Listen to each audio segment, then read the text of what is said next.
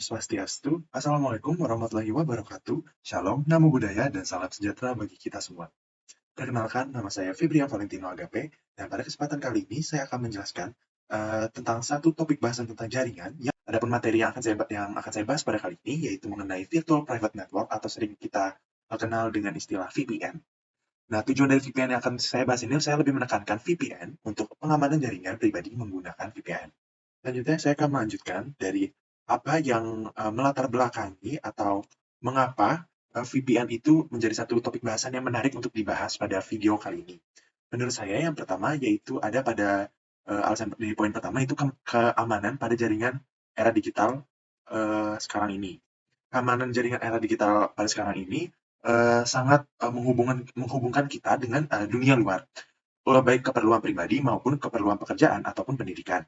Namun jaringan tersebut juga rentan terhadap berbagai ancaman karena perkembangannya sangat pesat sehingga orang-orang menjadi lebih pintar dan memanfaatkannya untuk hal-hal yang tidak baik.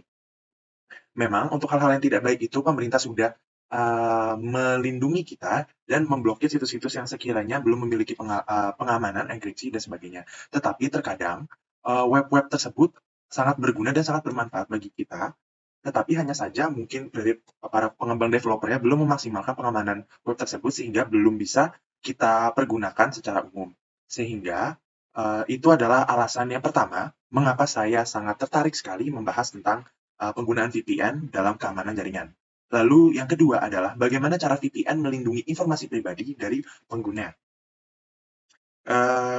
Pada slide selanjutnya saya akan menjelaskan bagaimana VPN itu melindungi informasi kita dari berbagai ancaman seperti penyadapan atau pencurian data. Nah, dan alasan itu juga yang mendasari saya kenapa saya sangat tertarik membahas VPN, karena VPN dapat menyembunyikan IP address kita dari para orang-orang atau penyedia layanan jaringan yang ingin menggali atau mencuri data informasi pribadi kita. Nah, lalu alasan ketiga yaitu bagaimana VPN menghubungkan pengguna ke berbagai situs yang berada di luar region pengguna. Hal ini sudah saya jelaskan tadi bagaimana banyak sekali situs-situs yang sekiranya sangat bermanfaat bagi para user atau para pengguna, tetapi pada tahap pengembangannya belum memiliki keamanan sistem yang sangat memadai. Kita akan membahas tentang apa itu virtual. Oke, selanjutnya kita akan membahas tentang apa VPN itu sendiri.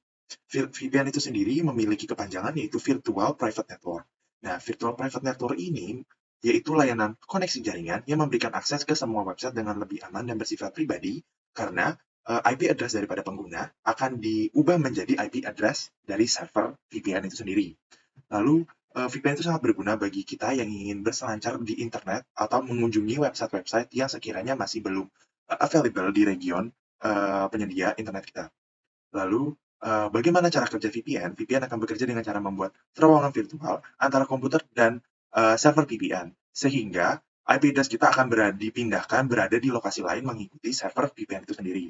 Dengan begitu, data yang akan kita kirim dan akan kita terima itu akan dilindungi daripada penguntitan, penyadapan, atau pengubahan data pribadi.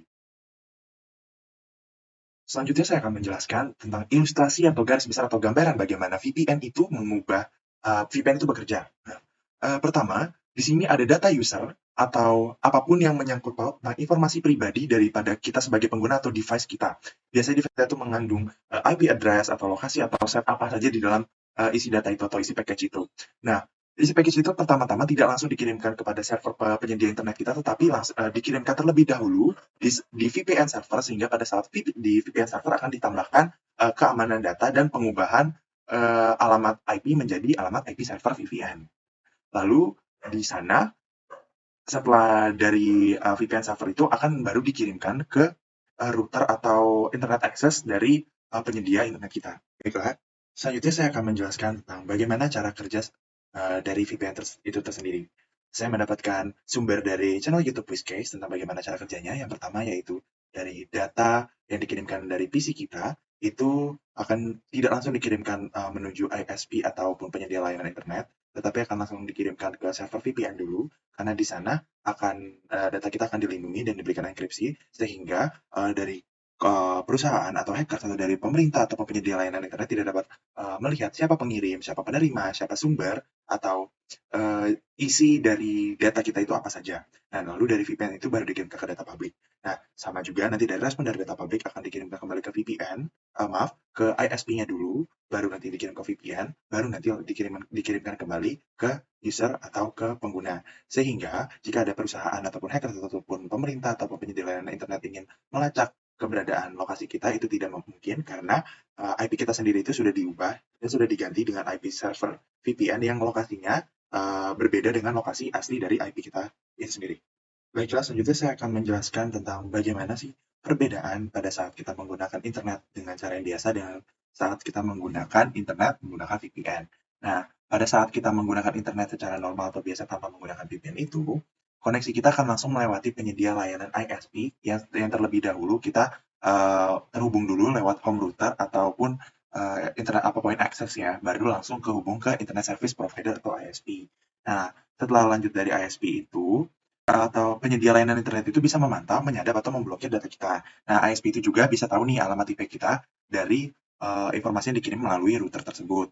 Nah, itu bisa kita lihat dari gambar pertama ya, dari device ke home router, baru ke ISP, baru ke internet atau website yang kita jelajahi. Nah, pada gambar kedua itu adalah pada saat kita menggunakan jaringan menggunakan VPN. Nah, perbedaannya adalah pada saat kita menggunakan VPN itu, koneksi kita terlebih dahulu akan dialihkan ke server VPN sebelum terhubung ke home router. Nah, jadi data kita akan dikirim ke server VPN untuk diberikan enkripsi dan diubah IP address-nya.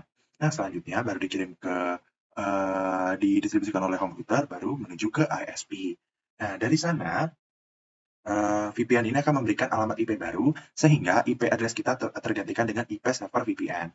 Nah, dari IP server yang berbeda, tentu saja alamat kita tidak dapat didetek, tetapi ISP atau penyedia layanan itu hanya bisa mendetek alamat dari server VPN itu tersebut. Pada saat kita mengakses website dengan VPN, website juga akan mengira bahwa lokasi kita itu adalah lokasi dari server VPN tersebut. Jadi bukan lokasi asli kita yang terdapat pada IP address kita.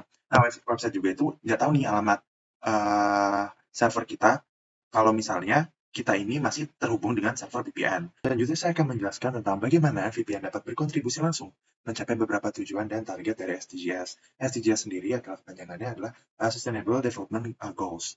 Nah, itu merupakan suatu target pencapaian dari hasil perundingan PBB dan ada pun dari sumber jurnal yang saya dapat yaitu tentang dampak penggunaan virtual private network atau VPN di satu kalangan mahasiswa dari Universitas Islam Indonesia, itu SDGs sendiri terdiri dari 17 tujuan dan 169 target. Nah, setelah saya rangkum beberapa yang sekiranya berhubungan tentang VPN, yang pertama itu dari tujuan keempat, itu tentang pendidikan berkualitas. Nah, dengan menggunakan VPN, sumber belajar kita bisa saya katakan unlimited karena kita dapat mencapai website-website dari region yang sekiranya tidak ada atau tidak diizinkan di region negara kita. Selanjutnya, dari segi tujuan PBB, selanjutnya itu dari tujuan ke-8, yang pekerjaan layak dan pertumbuhan ekonomi. Dengan menggunakan VPN, produktivitas dan efisiensi kerja mereka, serta mengurangi biaya dan risiko yang terkait dengan keamanan jaringan banyak. Selanjutnya, itu industri inovasi dan infrastruktur.